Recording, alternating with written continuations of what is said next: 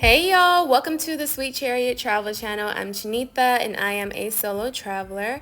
In this video, I'll be exploring the local markets of Manila with my tour guide Kim and trying some local foods along the way. This was a 6-hour walking tour. We also rode our bikes through the Intramuros, which was an area that served as the political and military base for the Spaniards.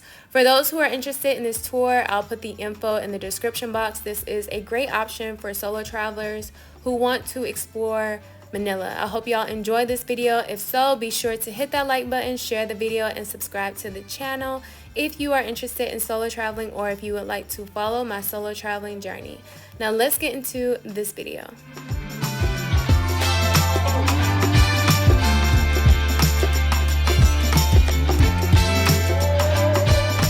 Lake in the far right, and then it's connected to Manila Bay that we will see later. So it's usually low tide at the lake, and we're just unfortunately the city popping up. Alright, so this is the boat. Yeah, this is the longest boat ride. As you can see, there's a bridge to your left.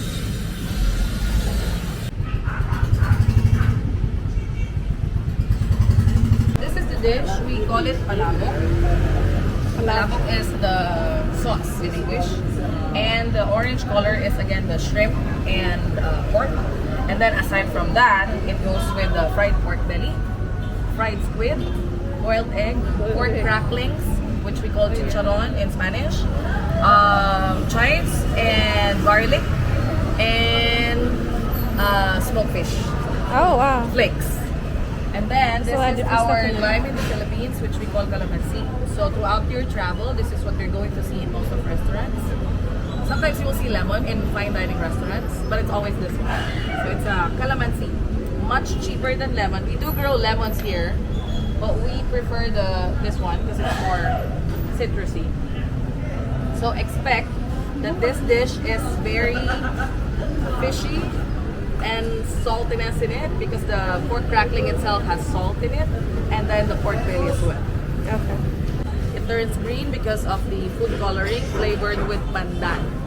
So if you have traveled in Vietnam and Thailand, it's very common. It's related to like lemongrass, but the leaves are thicker and much sweeter. So we dip it in the sauce. This is Kim, our tour guide for the day. We were at the Quinta market and she was showing us some of the products that people come to the market to quickly pick up for their meals. So this is palm oil. They also have eggs. They got canned foods. You know, you can get some rice. They got styrofoam plates and cups, all kinds of stuff. You name it, they got it. This place is very essential for the locals to be able to quickly get certain foods, and that way they don't have to go out their way to go to a market to get foods for dinner at night. My favorite part of going to local markets is trying their fruit, because you know every city has different, like their fruit tastes different. And so this was jackfruit that this lady, she was cutting up, and it was very sweet and tender. It was really good. We also tried mangosteens as well. I don't know what this little black thing was. I forgot what it was, but we also tried this. It's not a grape. I don't think it's a grape. We had two types of mangoes. One was a ripe one, and that one was very tart. The second one was a smaller one that was yellow, and she was telling us that this comes from a certain area in the Philippines. That one was very sweet, and she said most locals, they prefer that one because it's so sweet. I only keep meat 100%. We have chickens that lays purple eggs. No, I'm just kidding. I was like, somebody told me they were salted. No, this is salted egg. Okay. So we paint it. It's a food coloring so that we know which one is salted, which one is the normal egg. Okay. So a salted egg is it's very easy to make. You brine it with water and salt. I like it after 6 days, so it's not too salty. And then you boil it. You have a salted egg, and it will survive without the fridge. So this is one of our breakfasts in the Philippines. Because of the flavor, it's very salty. We like to eat it with tomatoes and rice. Our rice is always plain because most of our dishes are very savory or salty. Or sweet.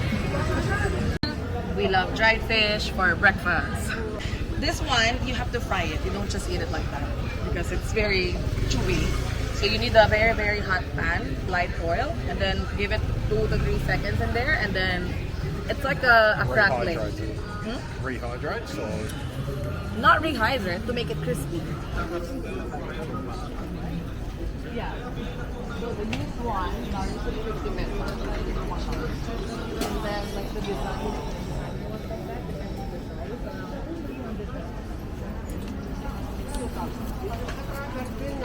Itim tsaka pula.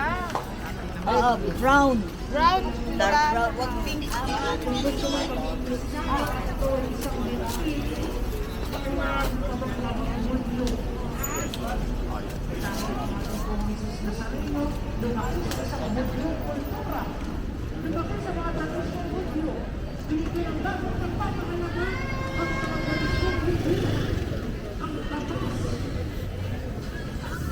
It's a fern. It's a fern. Yeah. So the small one that pops out, and then the softest part. It's really nice. Wow. It's crunchy. Dip with the vinegar And garlic? pepper, and salt. Then we fry it.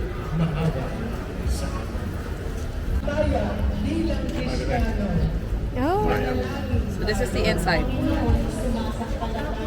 It smells really salty.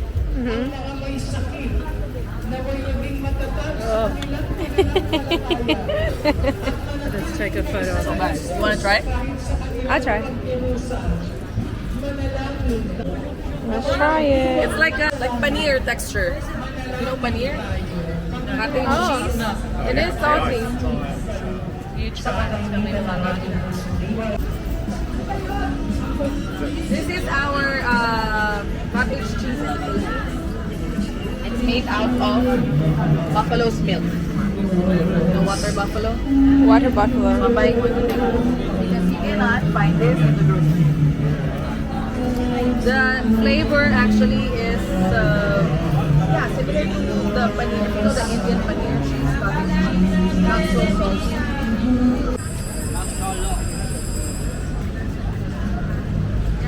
So from here, you can see Hindi naman matapos ang hapon na ginawa niyang kalis. Muli kanyang pinasalamatan. Iniabot niya ang kalis sa kanyang pangahalagan at that is sangat. the image of the Tanggapin ninyang lahat ito at inumin. Ito ang kalis ng We made our way to Chinatown. This district is called Binondo. It's one of the oldest Chinatowns in the world. It was established in 1594 by the Spanish colonial government as a settlement for Chinese immigrants. The first Chinese snack we tried were these steamed pork buns with chives. This was the best steamed pork bun I have ever had to this day. Today is May 8th. Is Wednesday, May 8th. So as of today, this is still the best steamed pork bun I have ever tried. It was fresh. It was just the right amount of chives. Like, it was very delicious. So we then walked to this restaurant to try some dim sum. We had duck, stir-fried rice, and fried wontons. After lunch, we went to another restaurant for dessert, and we tried this. I can't think of the name. I'll put it in the video. We tried this dessert. It was a warm dessert made with coconut milk, rice flour. It also had plantains, sweet potatoes, purple yams. It had like this hearty, earthy kind of taste. I don't know. I like the taste. I just didn't like the yams. It's served warm, always. It's boiled with coconut milk, of course sugar. There's rice flour in it. We call this bilo-bilo because of this. It's bilog, it means circle. So it's just rice flour and water, and then you serve it out. Yeah. I like how it It's a tastes. rice flour. I don't know if I like the potatoes. The yams.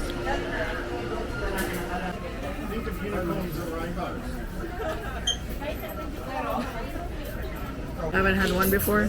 No, I Do you never. eat innards? Yes. Oh, okay, like intestine, heart. Okay. Yes. This is not bad. Delicious? Yes, ma'am. Yeah. Here. So we cook this with lots of vinegar to get rid of that, you know, that flavor. So it goes with the pork meat. Remember the puto bread this morning? We also love to dip it here. Okay. Are you willing to try the blood? Try it. Because she's the cook.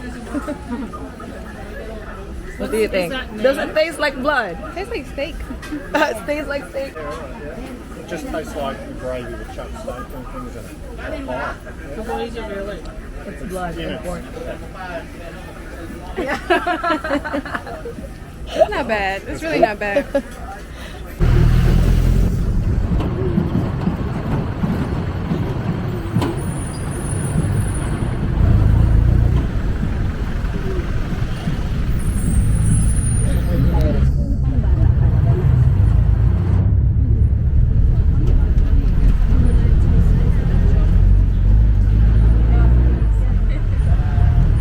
The walls of Intramuros. So Intramuros in English, within the walls. And this used to be the capital of New Spain in the Pacific. This is Plaza Neroma. And we have King Charles the Fourth in the middle. He donated the vaccine for smallpox in the 1700s. And then the plaza is always surrounded with a church. That's the church. Government offices.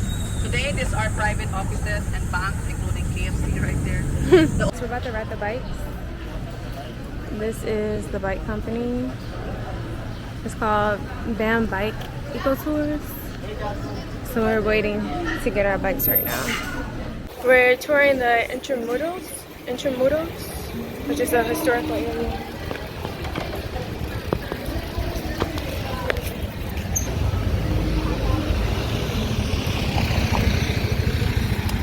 Y'all, at this point I was so full, but the good thing about this tour is that we rode the bikes for a little bit, got off to like tour the area, and then we got back on the bikes to continue the tour of the Intramuros. Like I said, this area, it served as the political and military base for the Spaniards.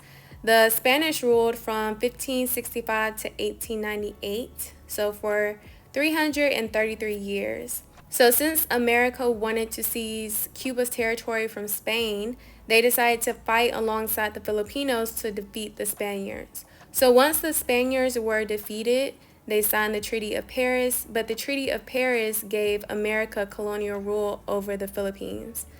So because of that, Filipinos had to face racism, discrimination, injustices, and unequal power dynamics under American colonial rule, which led them to advocating for their independence from America. One of the things that I learned that surprised me and stuck with me was learning about David Fagen. So he was an African-American Buffalo Soldier. He was from Tampa, Florida. He served in Cuba, and then he served in the Philippines. But once he got to the Philippines and he saw how the white Americans were treating the Filipinos, he decided to fight alongside the Filipinos and pretty much rebel against the United States. And so with him fighting alongside the Filipinos, it allowed the Filipinos to have more of an advantage and like develop more war tactics, strategies, and stuff like that. For those who want more information about David Fagen, I'm gonna put 2 links in the description box. One is gonna be a video and the other one's gonna be a journal article. So in this video, I'm in a dungeon during World War II. The Japanese, they invaded the Philippines, and the Japanese, they put Filipino soldiers in this dungeon. It was once a prison, and they left the Filipino soldiers in there, and so they all died, and like maggots ate up their body. Very, very sad, very tragic. I learned a lot on this tour. It was a great tour. I definitely got a nice overview of Manila, as well as I learned a lot about their history and my own history as well. So it was a great tour. I highly recommend this tour to other solo travelers because it does get very busy in Manila. Like if I would have went to the market by myself, I just probably would have went back to my hotel room, honestly, because it gets very busy. So this is halo halo. I did not have this because it has dairy. I don't eat dairy, or I try not to. Y'all, I was so hot. By this time I was so hot. This was a mango smoothie, and it was very strong and sweet. Alright y'all, that is the end of this video. I hope you guys have enjoyed it. I'll put the link of this tour in the description box for those who are interested. Also, this is the end of my content in the Philippines. I wish I would have went to the islands. I didn't go. I will go the next time I go to the Philippines. Y'all let me know where, like, what islands I should go to in the Philippines. I know I want to go to Cebu City. I hear great things about that area. I hope I'm saying it right. But yeah, that is the end of this video. Until next time, thank you guys for watching. Bye y'all.